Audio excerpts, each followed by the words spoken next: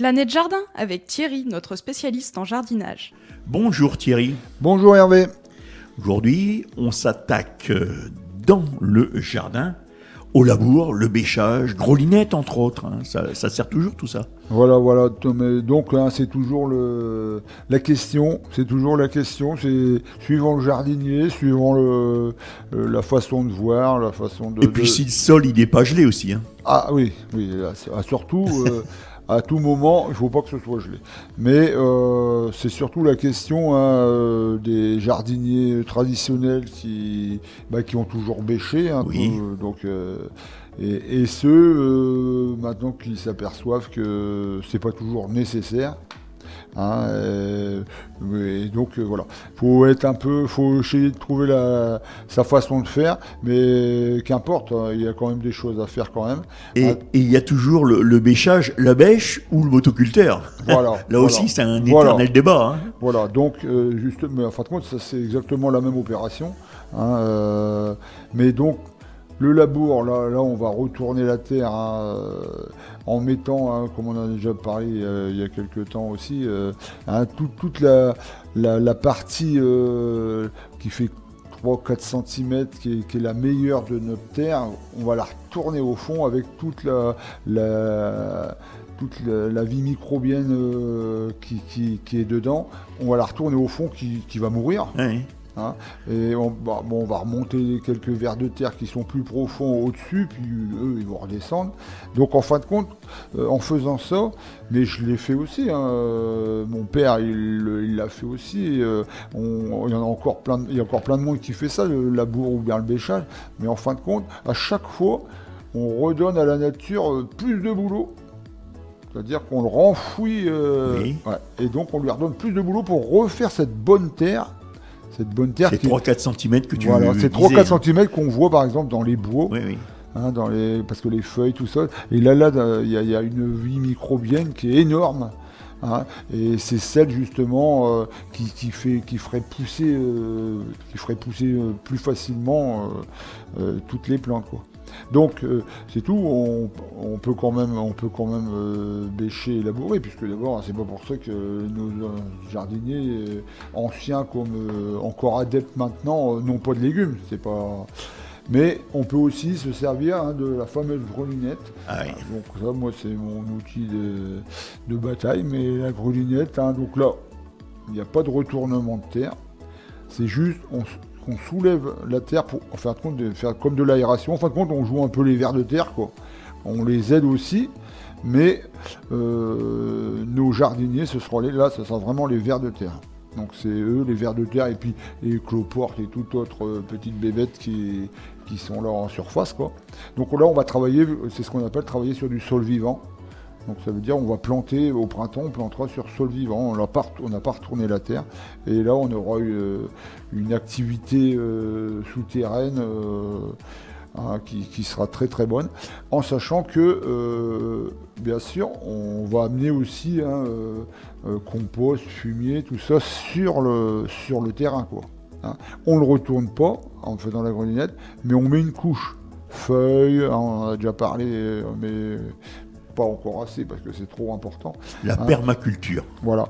Donc là, il nous faut des feuilles, même des herbes qu'on a coupées qui étaient encore là, du fumier, des épluchures, du carton, tout ce qu'on peut mettre comme produit qui vont être digérés par tous nos vers de terre et qui vont vraiment travailler toute cette terre-là. Et là, c'est vraiment le bon truc. Après, si on laboure ou bien qu'on bêche, on peut aussi apporter du fumier qu'on étale. Donc là, il va être retourné en allant avec la charrue ou bien la bêche, quoi. Donc ça, c'est important de faire ça. Et ce qu'on peut faire aussi, bon là c'est pour revenir un petit peu la semaine d'avant, on avait parlé un peu des petits fruitiers, tout ça. On avait dit de griffer, tout ça. Bah oui, ça c'est sûr que c'est important. Mais on peut aussi faire des apports de BRF. Oui. Voilà, on rappelle ce que c'est que le BRF. Voilà, le broyat ramifié fragmenté. Donc les petites branches qu'on taille, que ce soit du tilleul ou bien autre, quand on botte les arbres. passer au broyat. Donc ça, c'est des petites branches qui font 4 cm de diamètre au plus gros, quoi. Donc ça, c'est broyé. Donc là, on a vraiment un bon produit azote, carbone qui est bien équilibré. Donc ça, c'est très bien. Et l'avantage, c'est que on va mettre ça, par exemple, aux petits fruitiers. Groseilliers, oui. voilà, tous ces petits arbustes là. Et là, on va favoriser, je sais pas si tu as déjà remarqué, quand on met du BRF, au bout de quelques mois, déjà il devient un peu noir, quoi, Oui. voilà. Et quelques mois de plus, là, on a des petits champignons qui poussent. T'as déjà vu ça? Oui. Et voilà. Et ça, c'est super bon. Ça va nous améliorer le sol. Et ça va nous amener plein de bonnes choses pour nos petits arbustes à fruits. Justement, récemment, j'en ai fait avec la taille des noisetiers, avec la taille de tous ces arbustes-là. Ouais. Et donc, je les ai mis directement sur mes arbustes, fruits rouges et groseilles à macro. Voilà, là c'est le top, c'est impeccable. Voilà, c'est ce qu'il faut faire actuellement, c'est ça, ou sur les terrains potagers, fumier ou feuilles ou autres. Thierry, l'astuce du jour, ce sera quoi aujourd'hui ? L'astuce du jour, c'est même, je dirais, c'est plus que l'astuce de tout, je ne veux pas dire de tous les jours, parce que c'est à manger quand même avec modération, c'est les topinambours. C'est bon. Oui, c'est très bon, mais tous les jours, tu auras peut-être un peu mal au ventre. Il faut les cuire avec du bicarbonate de soude. Voilà, je vais t'en ramener la prochaine fois, je t'en ramène. Comme ça, parce que là, j'en ai... Alors là aussi, il y a 2 écoles au niveau de la cuisson des topinambours. Avec ou sans la peau, en robe des champs ou pas en robe des champs. Moi, je Est-ce fais qu'on les avec pèle la avant peau, mais après, à voir, mais à éplucher avant, c'est un peu plus compliqué. Tout à fait. Voilà. Mais en tout cas, c'est vrai que c'est comme tu dis, c'est trop bon. Donc il faut vraiment en faire au moins pour sa consommation personnelle, c'est vraiment sympa. Mais là, je dis qu'il faut vraiment y aller régulièrement, en prendre, parce que moi j'en ai vraiment beaucoup. Et donc, faut récolter au fur et à mesure.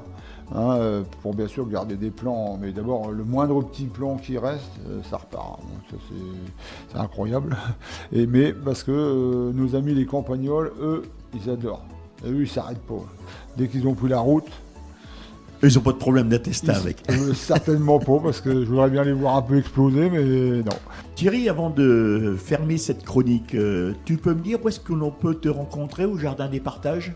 Oui, à Guiscard, sentier du Tour de Ville. C'est situé, en fin de compte, la petite ruelle située en face l'entrée de l'ancienne maison de retraite, Oui. route de Fréniche. Et on peut te contacter comment ? Avec ton téléphone ? Oui, disons, par téléphone, donc 06 47 25 26 91. Et autrement, par mail, éventuellement, thierry.letupe, LETUPE, @orange.fr. Et on peut te rencontrer quel jour là-bas au Jardin des Partages ? Disons qu'actuellement, je veux dire que j'y suis tout le temps, parce que j'ai mes locataires, mes poules qui ont besoin de moi matin et soir. Mais autrement, le lundi matin, le mercredi toute la journée, le samedi matin. Donc là, c'est plus sûr de te rendre, vraiment mais, te voir. Là. Mais un petit coup de téléphone avant Voilà. pour Tu rassurer. rappelles ton numéro ? Tu rappelles ton numéro de téléphone ? Oui, donc le 06 47 25 26 91. Voilà Thierry, je te souhaite un bon week-end. Merci, au revoir les auditeurs.